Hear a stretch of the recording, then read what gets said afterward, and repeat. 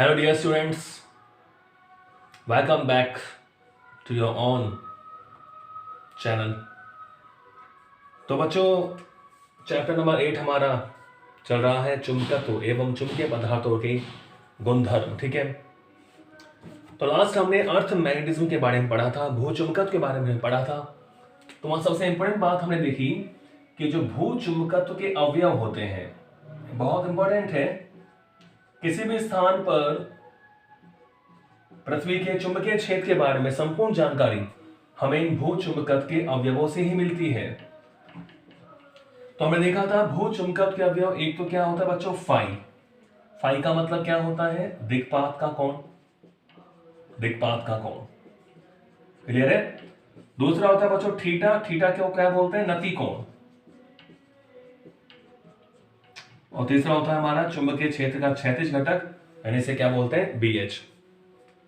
Okay, हमने ये भी देखा था कि चुंबकीय अक्ष पर जो नति कोण का मान है थीटा क्या होता है, 90 डिग्री होता है। और निरक्ष पर जो नति कोण का मान है कितना होता है बच्चों, 0 डिग्री। तो अलग अलग स्थान पर इनके मान अलग अलग होते हैं। ये जो अवयव है इनके मान चेंज होते रहते हैं समय के साथ साथ में, इनमें एक ही स्थान में भी परिवर्तन आ जाता है। समय के साथ साथ इन अवयवों में जो परिवर्तन आता है उसको बोलते हैं बच्चों चुंबकीय विक्षोभ, मैग्नेटिक स्टॉर्म बोलते हैं इसको, चुंबकीय विक्षोभ।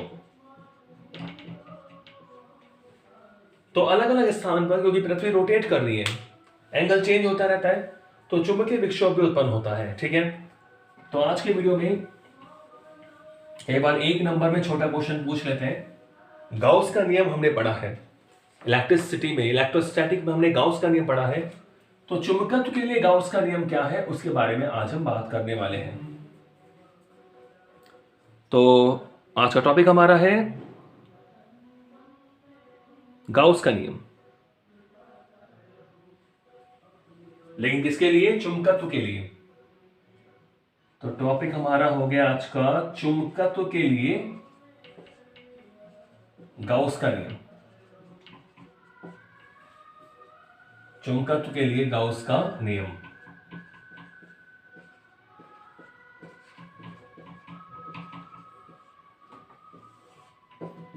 इंपॉर्टेंट है, 1 नंबर में पूछ लेते हैं इसको। चुंबकत्व के लिए गाउस का नियम क्या कहता है। तो बच्चों देखो, अगर आपसे पूछे गाउस का नियम लिखिए तो आपको इलेक्ट्रोस्टैटिक वाला ही लिखना है। या आपको बोलेगा चुंबकत्व के लिए, यानी मैग्नेटोस्टैटिक के लिए, चुंबकत्व के लिए गाउस का नियम लिखिए। तो गाउस क्या कहता है, तो गाउस ये कहता है कि किसी भी पृष्ठ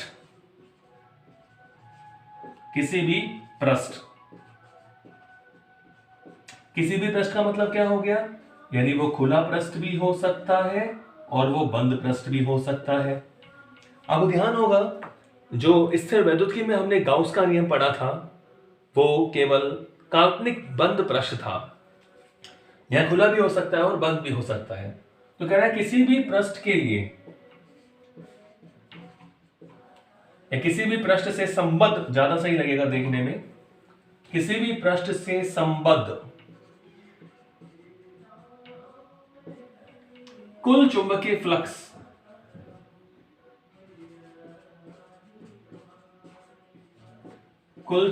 फ्लक्स का मान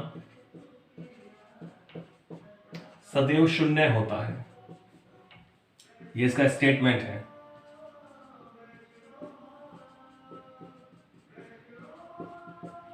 किसी भी पृष्ठ, चाहे वो खुला हो चाहे बंद हो, उससे संबद्ध कुल चुंबकीय फ्लक्स का मान सदैव क्या होता है, 0 होता है। यानी गाउस के नियम के अनुसार हम क्या लिख सकते हैं कि integration of B dot ds is equal to क्या होता है बच्चों, 0। तो ये हो गया चुंबकीय क्षेत्र का पृष्ठ समाकलन, सरफेस इंटीग्रेशन, यानी इसे बोलेंगे चुंबकीय फ्लक्स। अब इसको ऐसे भी लिख सकते हैं, ये तो हो गया खुले पृष्ठ के लिए।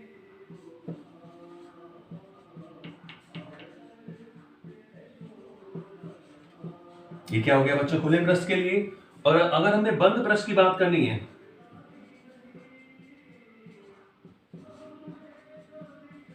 बंद पृष्ठ के लिए हम बंद समाकलन लगा देते हैं। या समाकलन पर एक सर्किल का निशान हम बनाते हैं जो बंद पृष्ठ को शो करता है। तो बंद पृष्ठ के लिए B dot ds is equal to क्या हो गया 0। तो ये हमारा चुंबकत्व के लिए गाउस का नियम है कि किसी भी पृष्ठ के लिए, चाहे वो खुला पृष्ठ हो चाहे वो बंद पृष्ठ हो, कुल चुंबकीय फ्लक्स का मान हमेशा क्या होता है 0। इसका मतलब क्या है? चुंबकीय फ्लक्स का मान 0 क्या है? इसका मतलब क्या है? तो मानो कोई भी पृष्ठ आपके पास है, कोई भी पृष्ठ है या कोई भी सरफेस आपने ले लिया और ये मान लो चुंबकीय क्षेत्र आपके पास है इस तरह, इस डायरेक्शन में ये चुंबकीय क्षेत्र है। ये मान लो इसका नॉर्मल टू द सरफेस है एन कैप, यानी ये क्षेत्रफल सदिश को शो कर रहा है। तो इसका मतलब ये है बच्चों, चुंबकीय फ्लक्स का मान 0। इसका मतलब क्या है कि जितनी बल रेखा पृष्ठ में प्रवेश करेंगी उतनी बल रेखा पृष्ठ से बाहर निकल जाएगी। चुंबकीय फ्लक्स का मान क्या हुआ 0।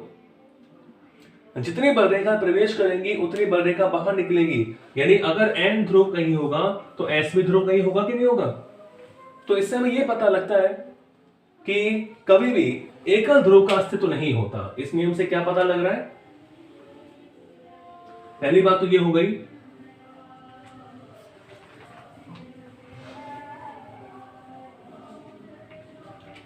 एक बात तो ये हो गई हमारे पास कि पृष्ठ के अंदर प्रवेश करने वाली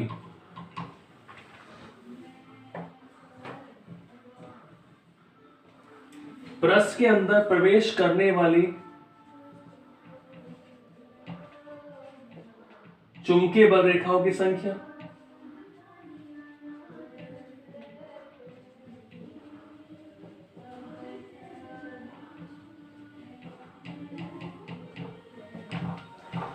चुंबकीय फ्लक्स का मान 0 है।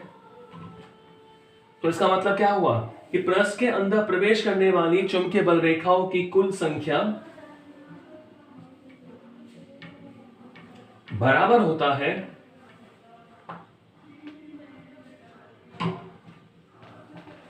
पृष्ठ से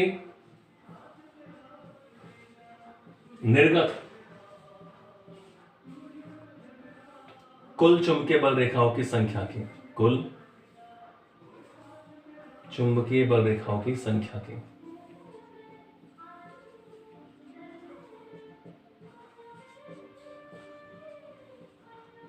ये इसका मतलब है, ये गाउस के नियम का मतलब है।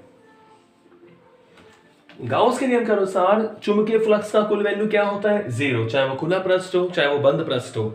इसका मतलब ये हुआ कि अगर आपके पास, हमारे पास कोई पृष्ठ है, वो चुंबकीय क्षेत्र में रखा हुआ है, तो इसका मतलब है कि जितनी बल रेखा प्रवेश करेंगी उतनी बल रेखा बाहर निकलेंगी। यानी अगर कहीं एन ध्रुव है तो एस ध्रुव भी होगा। तो ये गाउस का नियम हमें एक जानकारी और देता है कि कभी भी एकल ध्रुव का अस्तित्व नहीं होता। चुंबकीय एकल ध्रुव का अस्तित्व नहीं होता, ठीक है। Single magnetic pole does not exist. तो पोल्स हमेशा पोल में, यानी एक पेयर के फॉर्म में होते हैं, हमेशा दोनों ध्रुव होंगे, एन होगा तो एस भी होगा। तो चुंबकीय एकल ध्रुव का अस्तित्व नहीं होता है, अस्तित्व नहीं होता है। अर्थात ध्रुव सदैव, ध्रुव मतलब चुंबकीय ध्रुव, ध्रुव सदैव युग्म के रूप में उपस्थित होते हैं।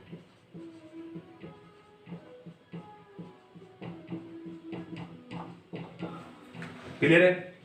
तो हमेशा जो ध्रुव है आपको पेयर फॉर्म में मिलेंगे। एन है तो एस भी होगा, ऐसा नहीं है केवल एन है केवल एस हो, एन है तो एस भी होगा। यानी चुंबकीय एकल ध्रुव का अस्तित्व नहीं होता है, हमेशा ध्रुव कैसे होते हैं बच्चों? युग्मों के रूप में उपस्थित होते हैं। तो ये हमारा छोटा सा गाउस का नियम है। पूछा जाता है क्वेश्चन कि चुंबकत्व के लिए गाउस का नियम लिखिए, तो आप लिख सकते हैं इस तरह,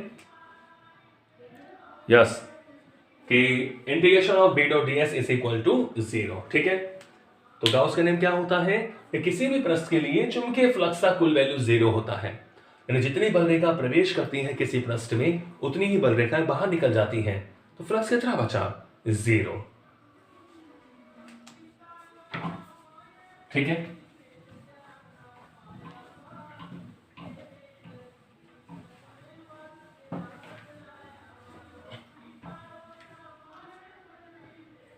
चलो एक क्वेश्चन देखते हैं।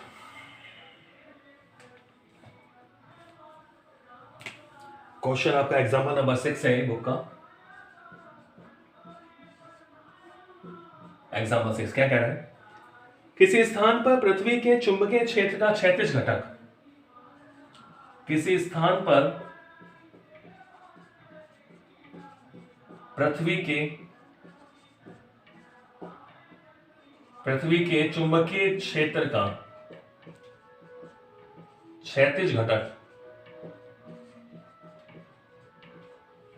पृथ्वी के चुंबकीय क्षेत्र का क्षैतिज घटक कितना दे रखा है भाई? 0.25 गाउस। 0.25 गाउस। ठीक है तथा नतिकोण, नतिकोण आपको दे रखा है बच्चों 60 डिग्री है। नतिकोण कितना है? 60 डिग्री। इस स्थान पर ऊर्ध्व घटक का मान ज्ञात कीजिए। ठीक है, इस स्थान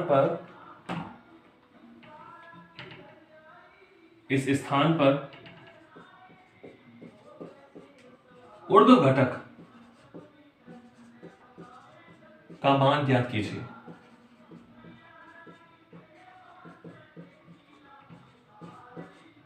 क्लियर है बच्चों? किसी स्थान पर पृथ्वी के चुंबकीय क्षेत्र का क्षैतिज घटक आपके पास है, नतिकोण आपको दे रखा है, एंगल ऑफ डिप, तो कह रहा है ऊर्ध्व घटक का मान ज्ञात कीजिए और कह रहा है परिणामी चुंबकीय क्षेत्र भी ज्ञात कीजिए। परिणामी यानी रिजल्टेंट, परिणामी चुंबकीय क्षेत्र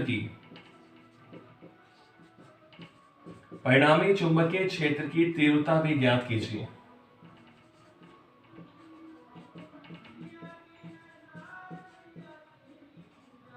ठीक है, तो चलो ये छोटा सा क्वेश्चन सॉल्व करते हैं। देखो बताओ, गिवन पृथ्वी के चुंबकीय क्षेत्र का क्षैतिज घटक, तो बताओ क्षैतिज घटक को हमने किससे शो किया था? BH। तो BH कितना दे दिया आपको? 0.25 गाउस। इसे बच्चों टेस्ला में चेंज कर ले। आप जानते हो सिंस एक टेस्ला बराबर होता है 10 की पावर 4 गाउस, तो एक गाउस का मतलब क्या हो गया? 10 की पावर -4 टेस्ला। तो यानी BH की जो वैल्यू है वो टेस्ला में क्या लिखूंगा मैं?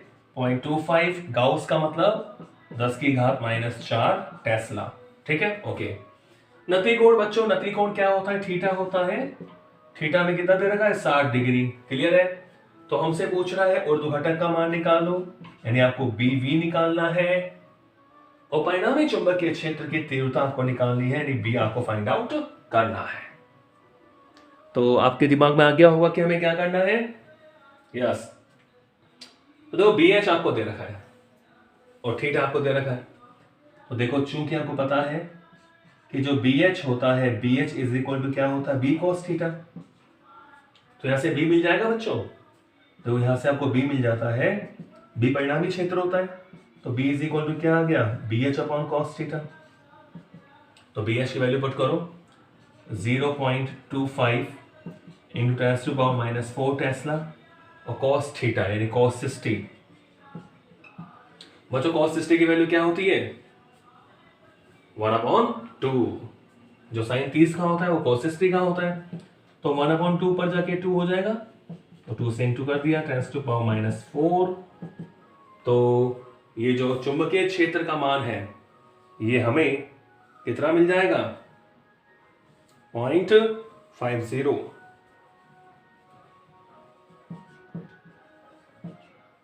इंटू 10⁻⁴ टेस्ला, या इसे ऐसे भी लिख सकते हो 0.50 गाउस। 0.50 गाउस। ठीक है, तो ये तो हमने सिंपली क्षैतिज घटक के फॉर्मूले से परिणामी क्षेत्र निकाला। अब आपसे कह रहा है ऊर्ध्व घटक और निकालो, तो बिल्कुल निकल जाएगा ऊर्ध्व घटक भी। तो आपको पता है कि अगर क्षैतिज घटक BH हो ये क्षैतिज घटक कितना है BH, ये ऊर्ध्व घटक कितना है BV, ये परिणामी क्षेत्र होता है B, ये एंगल कितना होता है थीटा। तो बच्चों आप जानते हो कि परिणामी क्षेत्र यानी B इज इक्वल टू क्या लिख सकते हो इसको, BH का स्क्वायर प्लस BV स्क्वायर। ठीक है, इसको हम ऐसे लिख सकते हैं कि B square is equal to BH square plus BV square. तो हमें तो क्या निकालना है, ऊर्ध्व घटक निकालना है। तो बच्चों मैं क्या करता हूं, स्क्वायर कर दो दोनों तरफ, तो B square is equal to BH square plus BV square, root हट गया।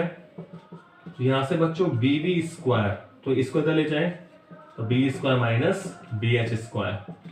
B कितना है, B है 0.50 गाउस, तो बच्चों 0.50 का स्क्वायर, गाउस में ले रहा हूं मैं, BH कितना है 0.25 गाउस, तो 0.25 का क्या कर रहा है, स्क्वायर कर रहे हैं। तो बच्चों यहां से PV is equal to under the root, तो 0.50 का स्क्वायर कीजिए और 0.25 का स्क्वायर कीजिए और क्या लीजिए, उसका रूट लीजिए बच्चों। तो आप कर सकते हैं सिंपल मैथमेटिक्स है, 0.50 का स्क्वायर माइनस करना है 0.25 का स्क्वायर। ठीक है, तो आप कर रहे होंगे साथ साथ, तो बताओ कितना मिलेगा आपको, 0.50 का स्क्वायर करो माइनस 0.25 का स्क्वायर कर दो और माइनस करके क्या लो बच्चों, रूट ले लो। तो वैल्यू बच्चों आपको मिल जाती है यहां पर। ठीक है, आप कर सकते हैं 0.433 गाउस, ये आपको वैल्यू मिल जाएगी। ओके, ठीक है।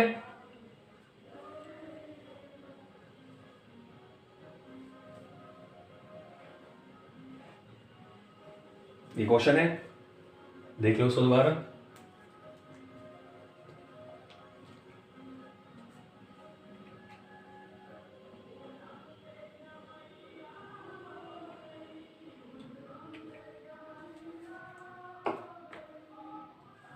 और देखें, चलो और देखते हैं क्वेश्चन।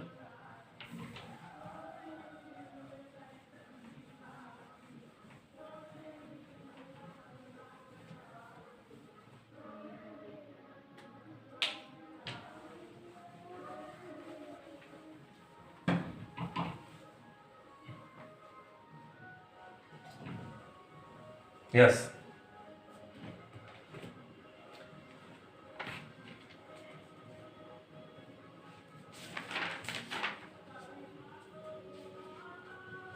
तो एग्जाम्पल नंबर 7 देखते हैं।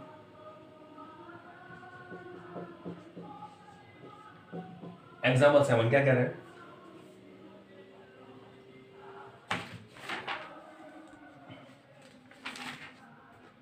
आपसे कह रहे हैं अनुचुंबकीय पदार्थ है क्रोमियम,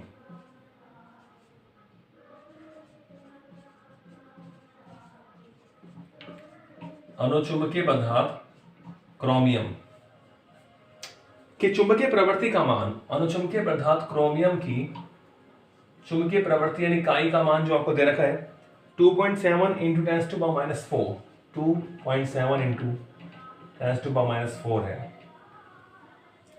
यह अनुचुंबकीय पदार्थ की चुंबकीय प्रवृत्ति इकाई आपको दी हुई है। इसके निरपेक्ष तथा आपेक्षिक चुंबकीय पारगम्यता ज्ञात कीजिए। तो कह रहा है इसके निरपेक्ष तथा आपेक्षिक चुंबकीय पारगम्यता ज्ञात कीजिए। बताओ बच्चों कैसे करोगे, क्या क्या दिया हुआ है, देखो आपको चुंबकीय प्रवृत्ति इकाई आपको दे रखी है कितनी, 2.7 इंटू 10⁻⁴, मात्रा इसका होता नहीं है।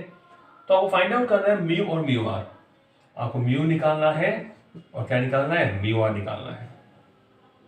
अब फॉर्मूला आपको पता है mu R is equal to क्या होता है, 1 प्लस काई, पढ़ा है हमने। म्यू आर क्या होता है, 1 प्लस काई, तो म्यू आर तो यहां से आ गया हमें 1 प्लस काई कितना है 2.7 इंटू 10⁻⁴। ठीक है, तो जब इसे आप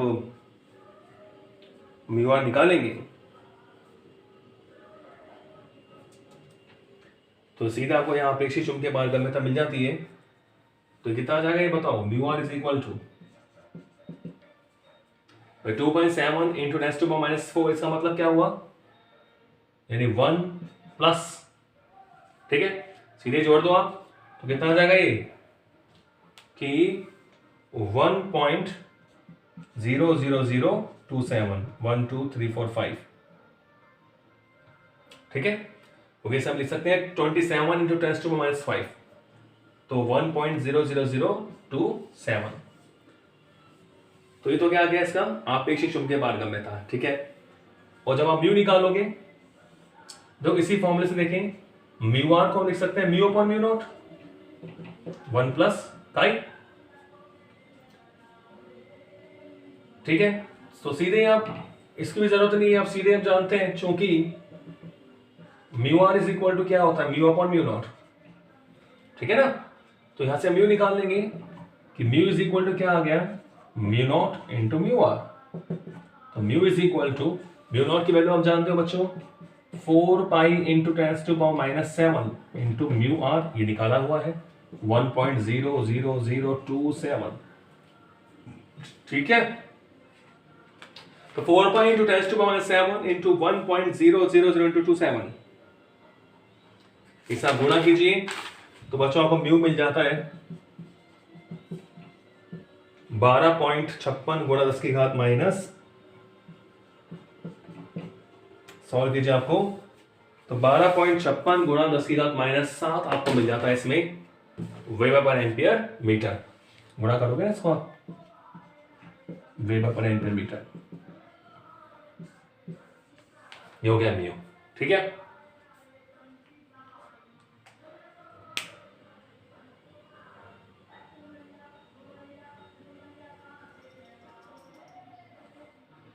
ठीक है बच्चों,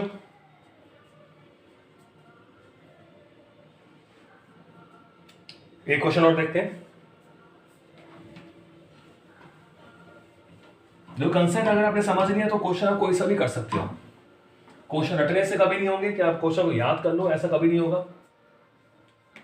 कंसेप्ट क्लियर होना चाहिए। क्वेश्चन नंबर एग्जांपल नंबर 8 देखिए आपका क्या कह रहा है। कह रहा है अनुचुंबकीय पदार्थ एल्युमिनियम की चुंबकीय प्रवृत्ति, ये पढ़ाऊंगा मैं आपको अनुचुंबकीय वगैरह क्या होता है, वो आप क्वेश्चन देखें। अनुचुंबकीय पदार्थ एल्युमिनियम की चुंबकीय प्रवृत्ति, अनुचुंबकीय पदार्थ एल्युमिनियम की चुंबकीय प्रवृत्ति जो है वो है बच्चों 2.3 इंटू 10⁻⁵।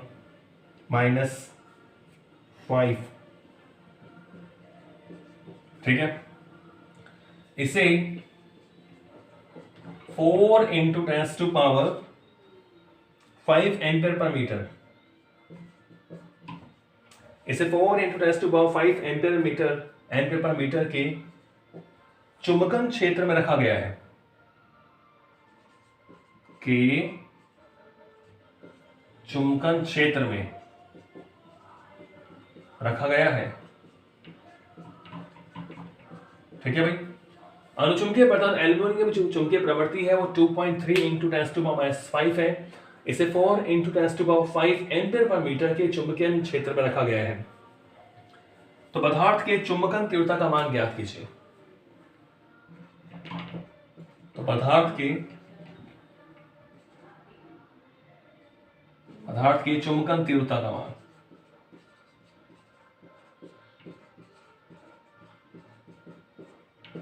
पदार्थ की चुंबकन तीव्रता का मान ज्ञात कीजिए।